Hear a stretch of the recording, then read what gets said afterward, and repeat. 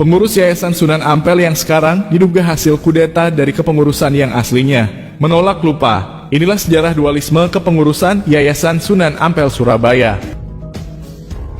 Haul Akbar Kanjeng Sunan Ampel tahun ini memang agak berbeda dengan tahun-tahun sebelumnya. Mengingat kaum Habib yang dari tahun ke tahun selalu menjadi pengisi acara, kali ini mendapat tentangan keras dari para zuriat Wali Songo dan para pengikutnya, supaya haul leluhur mereka tidak menghadirkan kaum Habib sebagai pembicara, dengan alasan agar acara tersebut tidak dijadikan ajang oleh kaum Habib untuk membelokkan sejarah dan juga nasab Kanjeng Sunan Ampel kepada leluhur mereka yang bernama Ubaidillah, si cucu palsu Rasulillah. Namun ternyata, berbagai peringatan yang dilayangkan oleh para zuriat Wali Songo dan masyarakat Nusantara sama sekali tidak digubris oleh pengurus Yayasan Sunan Ampel sebagai pihak penyelenggara, sehingga banyak dari kalangan masyarakat yang bertanya-tanya mengapa pihak panitia tidak menggubris peringatan dari saudara-saudaranya dan tetap menghadirkan kaum Habib sebagai pengisi acara. Dan untuk menjawab pertanyaan itu semua, maka kita harus pahamkan masyarakat kita tentang siapa sesungguhnya yang saat ini menguasai bumi Ampel Surabaya. Untuk itu kita akan mengutip tulisan dari Tribun Jatim yang dirilis pada tahun 2020 tentang kronologi munculnya dualisme kepengurusan Yayasan Sunan Ampel Surabaya, supaya kita tidak dianggap sedang menfitnah akibat tuntutan kita untuk tidak menjadikan Habib sebagai pengisi acara di Haul Sunan Ampel tidak diindahkan oleh panitia.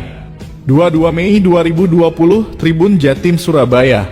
Gus Hifni adalah putra dari Kiai Haji Nawawi, sang pendiri Yayasan Sunan Ampel Surabaya. Namun belakangan ada pihak yang mengklaim lebih berwenang mengelola Masjid Agung Sunan Ampel Surabaya, yaitu Yayasan Masjid Agung Sunan Ampel Surabaya, hingga akhirnya terjadi polemik dalam pengelolaan kawasan Ampel, mulai dari masjid, makam, dan juga tanah wakafnya. Yayasan Masjid Agung Sunan Ampel Surabaya pun kemudian mengklaim lahan dan juga menyegelnya, padahal lahan tersebut biasa dipakai oleh Yayasan Masjid Agung Sunan Ampel Surabaya. Secara singkat, Gus Hifni menjelaskan bahwa Yayasan Masjid Agung Sunan Ampel berdiri sejak tahun 1973, yang pada awal berdirinya bernama Yayasan Masjid Ampel. Selanjutnya terjadi perubahan di bawah yayasan yang sama pada tahun 1979 dan 1984. Pada waktu itu, terbentuk susunan pengurus Yayasan Sunan Ampel yang terdiri dari para tokoh Ampel dari berbagai unsur, yang secara singkat berjalan dari tahun 1979 sampai tahun 1988. Pergantian yang terjadi selama 2 kali sejak 1979 dan 1988 adalah dikarenakan ada beberapa hal, yaitu wafatnya pengurus yayasan. Sampai akhirnya pada tahun 1998, yaitu saat ketua yayasan Kiai Haji Nawawi wafat, maka terjadi rapat tokoh-tokoh Ampel, diantaranya ada Habib Asgaf, Kiai Haji Imron Rosak, dan bahkan Kiai Haji Abdurrahman Wahid pun turun tangan masuk karena terjadi suatu tarik ulur dalam musyawarah pembentukan pengurus yayasan. Gus Dur menjadi rujukan musyawarah oleh para pengurus yayasan, sehingga atas persetujuan beliau lewat surat faks bertanda tangan bahwa susunan pengurus ketakmiran terdiri dari masyarakat, diantara yang menjadi pimpinan antara lain sebagai nazir adalah Kiai Haji Ubaidillah dan Kiai Haji Muhammad Asmi sebagai takmirnya. Perlu diketahui, sebelum tahun 1973, kepengurusan takmir berjalan tradisional di bawah Kiai Haji Nawawi Muhammad. Lalu pada tahun 1978 barulah berdiri sebuah yayasan lengkap dengan struktur kepengurusan.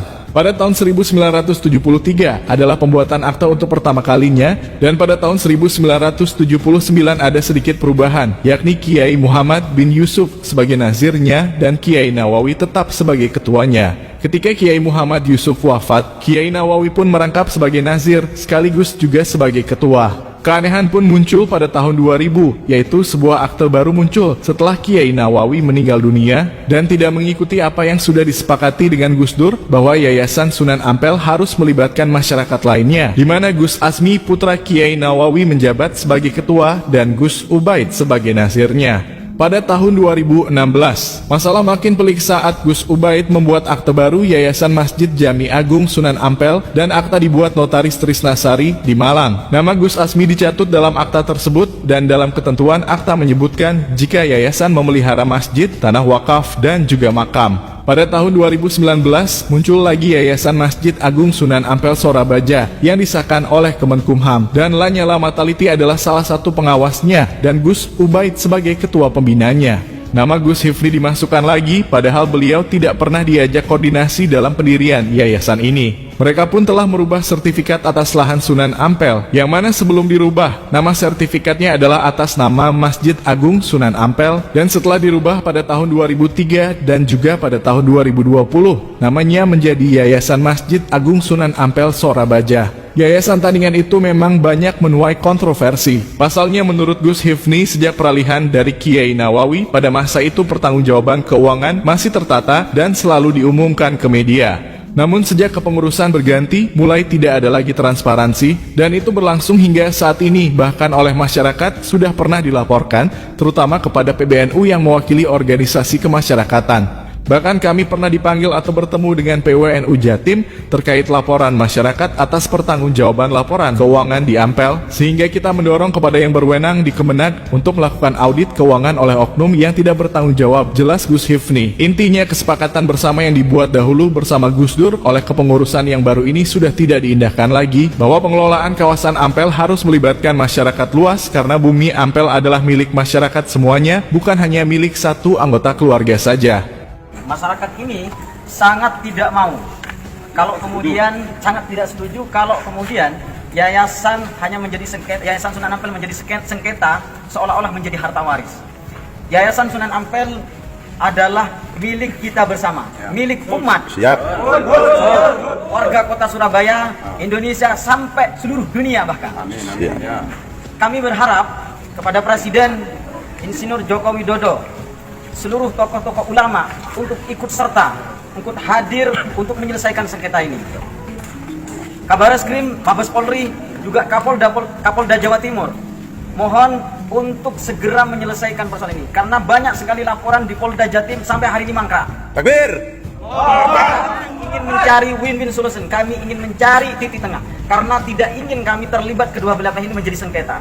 Publik biar cerdas, masyarakat mengamri atau gaya untuk mencari barokah basunan, bukan menjadi sebuah persediaan sengketa yang tidak akan ada ujungnya.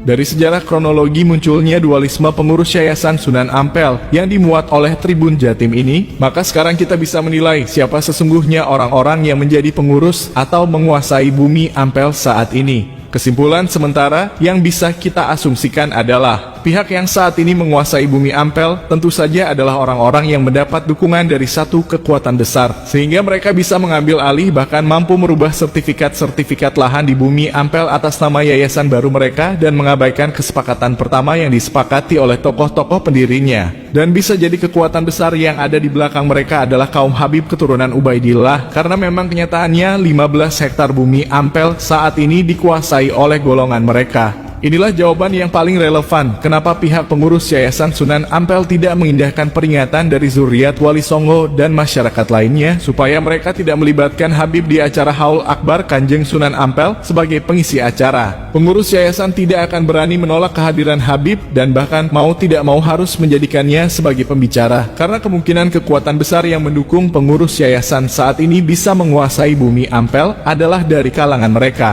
Karena itulah perjuangan kita sungguh tidak mudah. Selain melawan koloni kaum Habib yang selama ini berkedok agama, kita juga harus menghadapi pengkhianat-pengkhianat bangsa yang saat ini menjadi anjing peliharaan kaum Habib keturunan Ubaidillah, si cucu palsu Rasulillah.